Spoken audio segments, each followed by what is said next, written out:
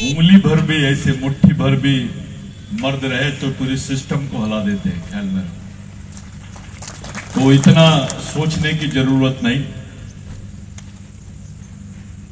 हम जो प्रोग्राम यहां पर किए हैं, जिस प्रोग्राम के लिए मैं आया, मुझे बताया गया कि भाई 3 महामानव का यहां पर पुतले का उद्घाटन है। एक पर्थी दादा, जिनके बारे में थोड़ा थोड़ा मैं पढ़ा, थोड़ा थोड़ा समझा, मेरे के क्यों बुलाए, उनको क्यों यहां पर आप लोगों ने रखे। गवर्नमेंट ने बोली, मैं पर्थी दादा के बारे में बोल रहा हूं। गवर्नमेंट ने बोली चंद्रशेखर आजाद जी यहां पैदा हुए। चंद्रशेखर आजाद जी, हम भी सम्मान करते हैं उनका, क्योंकि वो एक क्रांतिकारी है, यहां पैदा हुए थे। और इसलिए इस बेल्ट का नाम ही चंद्रशेखर आजाद रख दिया।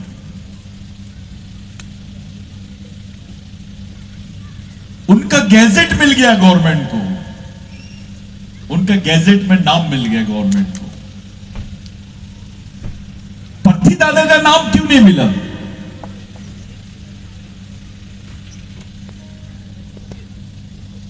अगर चंद्रशेखर आजाद जी का नाम मिल सकता है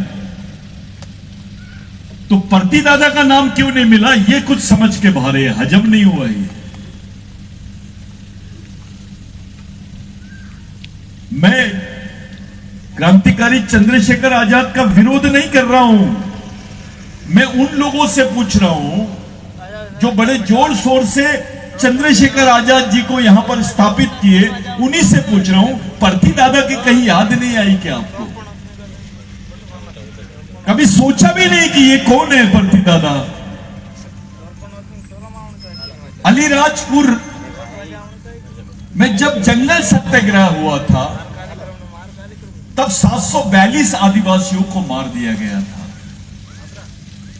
ये लिखा हुआ है ऑफिशियली 742, हो सकता है 7000 भी हो सकता है। उस सत्याग्रह का हिस्सा यानी पर्थी दादा, जिन्होंने गांधी जी को यहां पर लाने की जीत की थी। जब गांधी जी यहां से गुजरात गए तो उसी समय गांधी जी यहां पर थे, और गांधी जी इस क्षेत्र में आके गए पर्थी दादा के साथ में, और पर्थी दादा यहीं से उनके साथ में गए। ये केवल गांधी जी के साथ घूमने वाले लोग नहीं थे, ये आदिवासियों का जंगल सत्याग्रह चलाने वाले लोगों में से एक नाम है। अफसोस इस बात का है, हमारा एक भी नेता नहीं बोलता इस बारे में कुछ।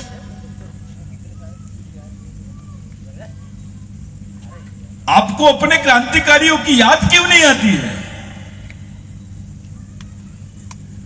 सब अपने अपने क्रांतिकारियों की बात करते हैं इस देश में, आप अपने बारे में क्यों नहीं बात करते हो? क्या बात है? किस बात से डरते हो तुम? बड़ी बात यह लगी मेरे को कि आदिवासी और बाबा साहब का पुतला वो स्थापित कर रहे हैं। अब दलितों ne बंद कर दिया बाबा साहब का पुतला बिठाने का, अब वो बुद्ध के पुतले बिठा रहे हैं, वो बौद्ध विहारों का निर्माण कर रहे हैं।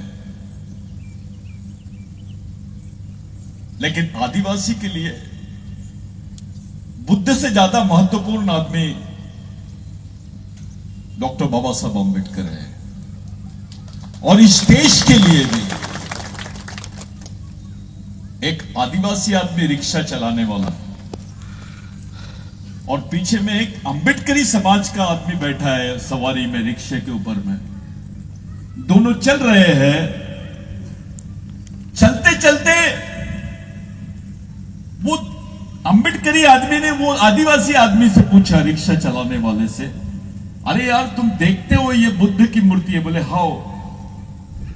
बुद्ध के पिताजी का नाम क्या था? बोले। तो वो रिक्शा वाला सोचा सोचा सोचा सोचा और आगे बढ़ा थोड़ा, और रुक के उसको क्या बोलता है, दादा बुद्ध के पिताजी का नाम अंबेडकर था। तो बोले कैसे, तू तो गलत बता रहा है। तो उसने बोला अगर इस देश में अंबेडकर पैदा नहीं होता तो ये जनरेशन को बुद्ध मालूम नहीं होता। ये लॉजिक था और उसी लॉजिक ने हमको यहां तक के पहुंचाया कि हम आज डॉक्टर बाबा साहब अंबेडकर की गाथा स्थापित कर रहे हैं। यानी आदिवासियों का संविधान पर, संवैधानिक अधिकारों पर विश्वास है। अब सवाल यह खड़े होता है कि जिस समाज का संविधान पर विश्वास है उस समाज की धज्जियां उड़ा रहे हैं लोग। बुरहानपुर में क्या हुआ, 2000 घरों को तोड़ दिए। 40 साल से वो उसी क्षेत्र में थे। 5वीं अनुसूची का क्षेत्र है। उनको अतिक्रमणकारी बोले, जो मालिक है उसको अतिक्रमणकारी बोले। उनको खदेड़ा गया, उन पे चोरी के इल्जाम लगाए गए कि इसने सागवान चोरा है। जो यहां की जंगल का मालिक है उस पे इल्जाम। ये बोल रहे हैं कि ये अतिक्रमणकारी है। वन कायदा क्या बोलता है, वन कानून क्या बोलता है, 2006 के पहले जो वसाहत कर रहा है जंगल क्षेत्र में वो अतिक्रमणकारी नहीं है। उसको अतिक्रमण नहीं बोल सकते हैं, वो उसका अधिकारी है। उसको वन क्षेत्र की जमीन देने का अधिकार है। उसके लिए प्रावधान है जिसको फॉरेस्ट एक्ट बोलते हैं। उसको कम्युनिटी फॉरेस्ट एक्ट के तहत रख सकती थी गवर्नमेंट, जिसको CFR बोलते हैं। सामुदायिक अधिकार, वन अधिकार के तहत उसको उस जमीन को रख सकती थी। उनको बिठाया जा सकता था, उनको बसाया जा सकता था। क्या बात है, किसको देने की तैयारी कर रहे हैं वो जमीन, किसको देना चाहते हैं? सब चुप है, किसी का मुंह नहीं खोल रहा है, कोई खामोश है। सब 200-250 लोगों को अंदर डाल दी पुलिस ने। अबे जो उस जमीन का मालिक है वो अतिक्रमणकारी कैसे हो गया? कोई पार्टी कुछ नहीं बोल रही उसके बारे में, कोई पार्टी का कोई रिएक्शन नहीं है। पालघर में वैसी हुआ। इसके पहले एक हादसा हुआ, यहां पर गोली चलाई गई आदिवासी बंदे पे। प्रैक्टिस कर रहा है, एक्सपेरिमेंट कर रहे थे कि इनको गोली मारो, इनके समाज में क्या रिएक्शन होती है, देखते हैं। अब सरकार का नया पॉलिसी आ गया है। वर्ल्ड की किसी गवर्नमेंट ने नहीं किया सर। ये पहली गवर्नमेंट है जो कर रही है। फॉरेस्ट की जमीन प्राइवेट सेक्टर को दे रहे हैं, निजी हाथों में दे रहे हैं, अदानी को दे रहे हैं, अंबानी को दे रहे हैं, ना जाने किसको किसको दे रहे हैं। ये फॉरेस्ट की जमीन किसकी है? ये आदिवासियों की जमीन है। जो आदिवासियों को दी जाती है, फॉरेस्ट एक्ट में दी जाती है, वो जमीन जिसको पार्शियल ट्राइबल लैंड बोलते हैं, जिसको पार्शियल ट्राइबल लैंड यानी अर्ध आदिवासी भूमि, जितनी जंगल है उसको पार्शियल ट्राइबल लैंड का दिया गया है। और वो partial tribal land non tribal को ट्रांसफर करने की प्रैक्टिस कर रही है गवर्नमेंट, यानी दलाली का काम कर रही है गवर्नमेंट।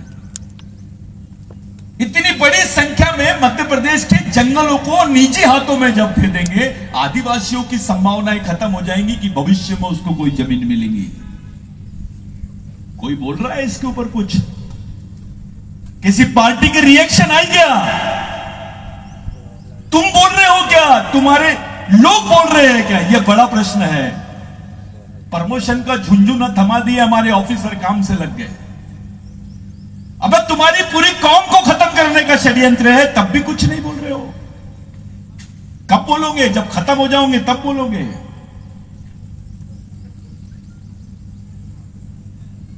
ये इलेक्शन पॉलिसी नहीं है, ये सिलेक्शन पॉलिसी है। ये गवर्नमेंट आदिवासियों के खिलाफ में ऐसे काम कर रही है जैसे युद्ध चल रहा हो। पूरा गढ़चिरौली खाली कर दिए है। लोगों की मर्जी के खिलाफ में माइनिंग हो रहा है। बच्चों को कैंसर हो रहा है, लंग्स कैंसर हो रहा है, लैट्रिन से मिट्टी निकल रही है लाल। और अभी बहुत सारे खनिज यहां पर बहुत उत्खनन करने जा रहे हैं, माइनिंग्स के काम चल रहे हैं। किसी गवर्नमेंट ने किसी ग्राम सभा का कंसर्न नहीं लिया। ग्राम सभा की बात करते हैं, 5वीं अनुसूची के क्षेत्र में यह हो रहा है।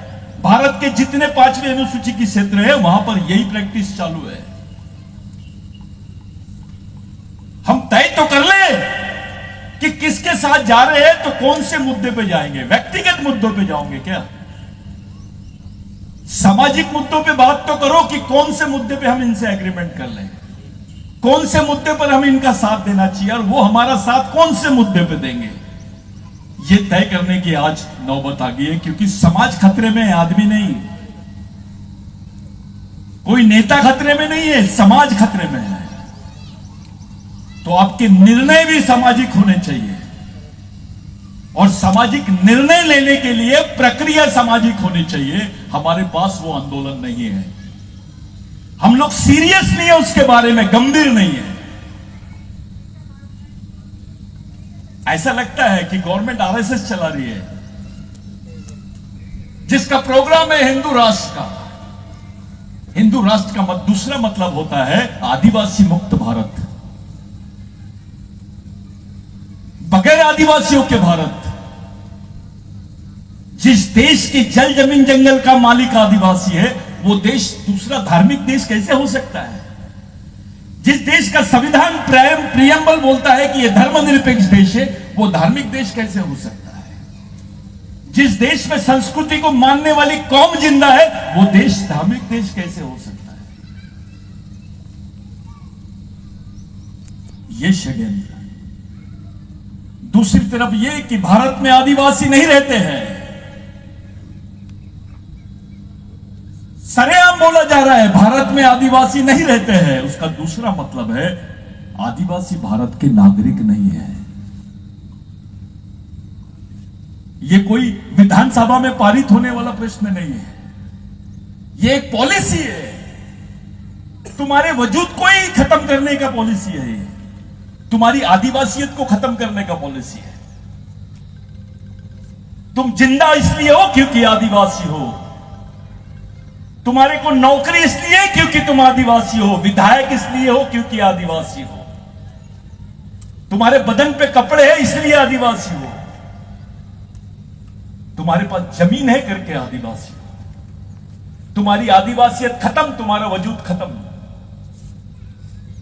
इस देश में ब्राह्मण होना बड़ी बात नहीं है। इस देश में क्रिश्चियन होना बड़ी बात नहीं है, मुस्लिम होना बड़ी बात नहीं है, हिंदू होना बड़ी बात नहीं है। बड़ी बात है आदिवासी होना।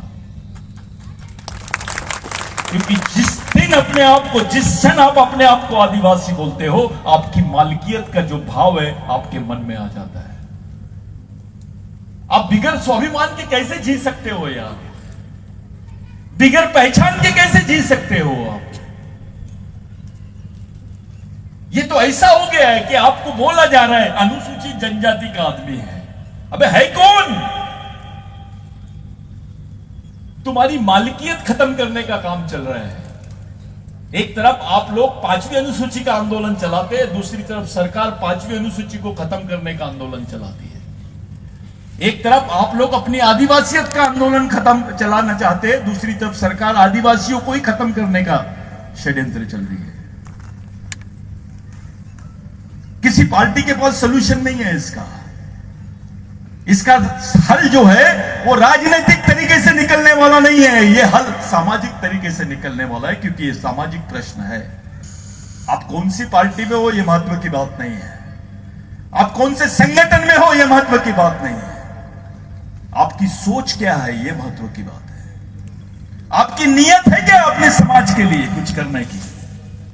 आप अपने समाज के प्रति ईमानदार हो, समझदार हो? इतनी बड़ी चुनौती किसी समाज के सामने नहीं खड़ी है जितनी आदिवासियों के सामने खड़ी है। यह मध्य प्रदेश का वो क्षेत्र है जहां मैं भाषा कर रहा हूं। ये पूरे इंडिया में नहीं, वर्ल्ड में जाना जाता है अलीराजपुर। और अलीराजपुर मजदूरों की मंडी बोलते हैं इसको, क्योंकि एक घर के बाद में दूसरा घर जो है मजदूरों का मिलता है। आधे से ज्यादा आदिवासी लोग रोजी रोटी की तलाश में दूसरे प्रदेश में जाते हैं। हर एक घर के बाद में एक आदमी मजदूर। ऐसा देश में कहीं किसी राज्य में नहीं है जो मध्य प्रदेश में है। लड़कियां मजदूर बन गई है। 20-20 साल अपना घर नहीं देखती है वो, चली उसको 11 साल की उम्र से लेके जाते 32 साल में घर में आती है वो।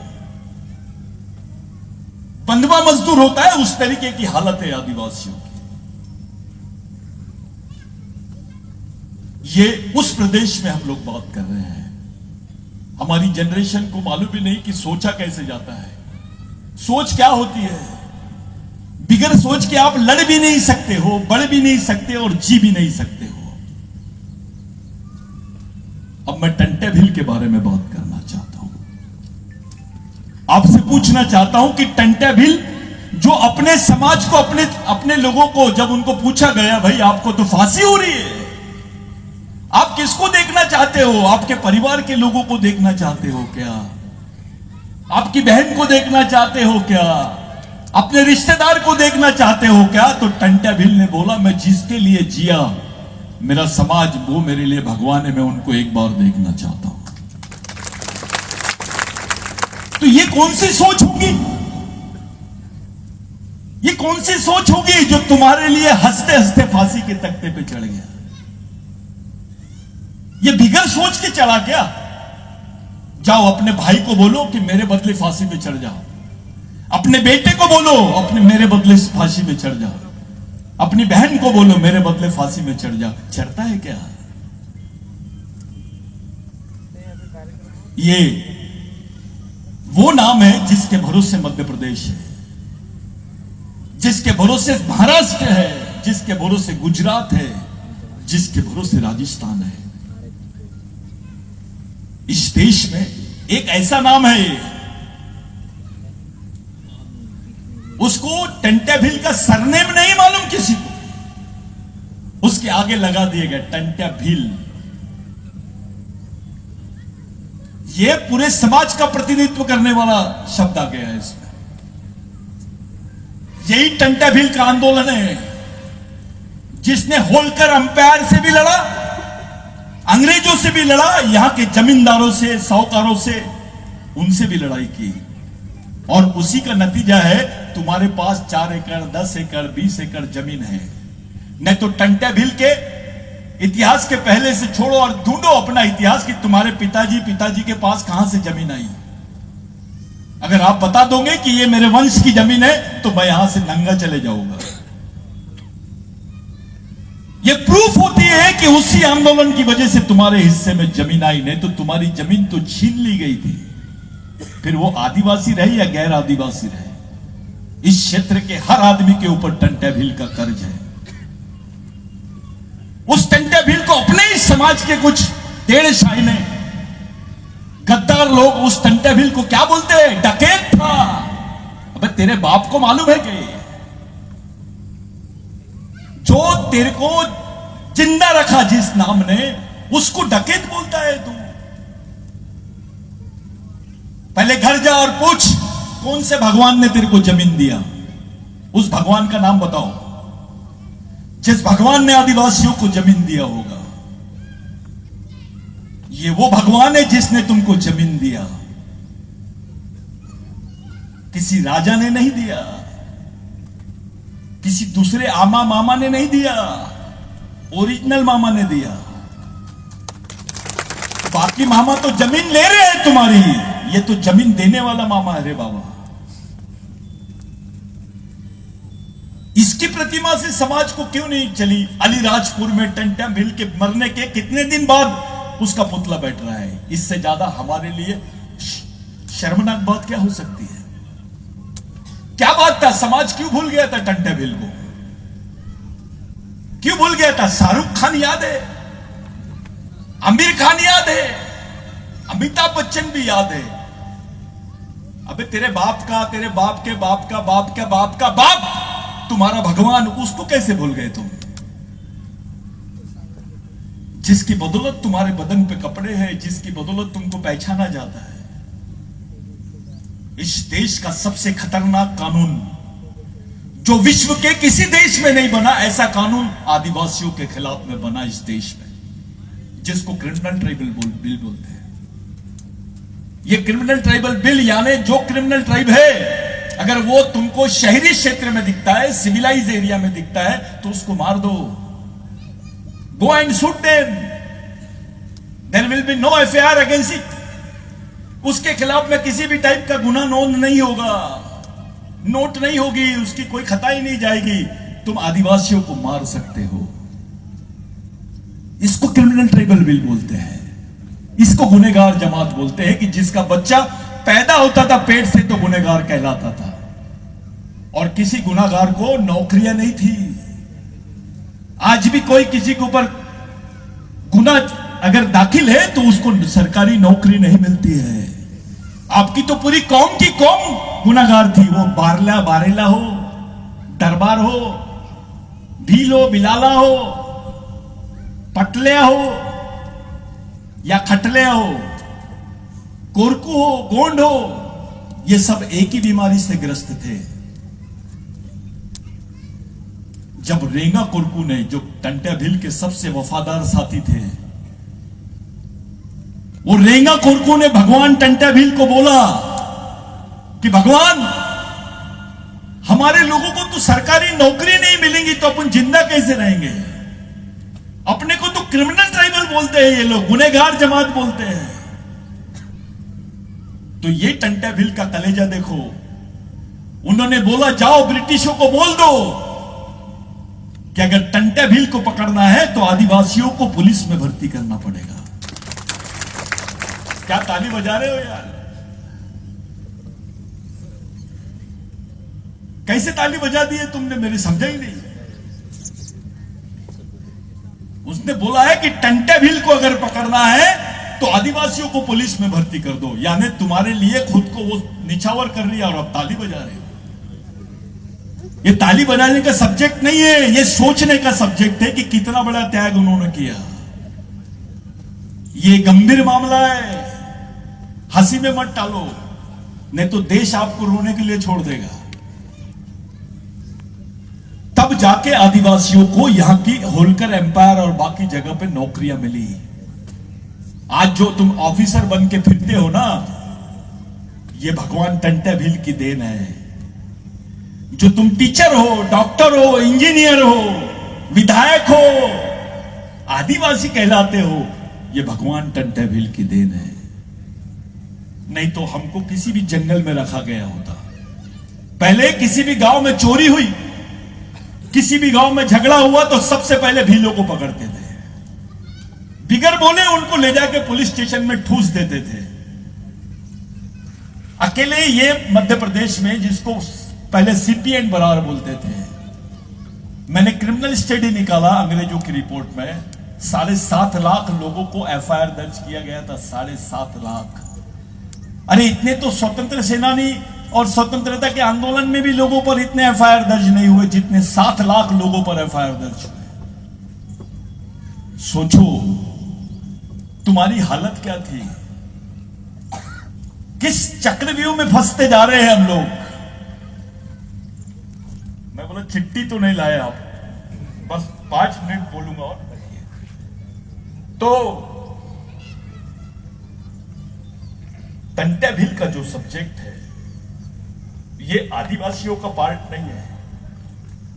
भारत में किसी भी क्रांतिकारी ने, मैं ऑन द रिकॉर्ड बोल रहा हूं, किसी भी क्रांतिकारी ने 13 साल तक के सशस्त्र यानी हथियारबंद लड़ाई अंग्रेजों के खिलाफ में नहीं लड़ी। और आदिवासियों की मुसीबत देखो कि आदिवासी केवल अंग्रेजों के साथ में नहीं लड़ रहे थे, तो जमींदारों के भी साथ में लड़ रहे थे, यहां के पूंजीपति साहूकारों के भी साथ लड़ रहे थे, उच्च वर्णीयों के भी साथ में लड़ रहे थे, क्योंकि ये सब अंग्रेजों के पाले में थे।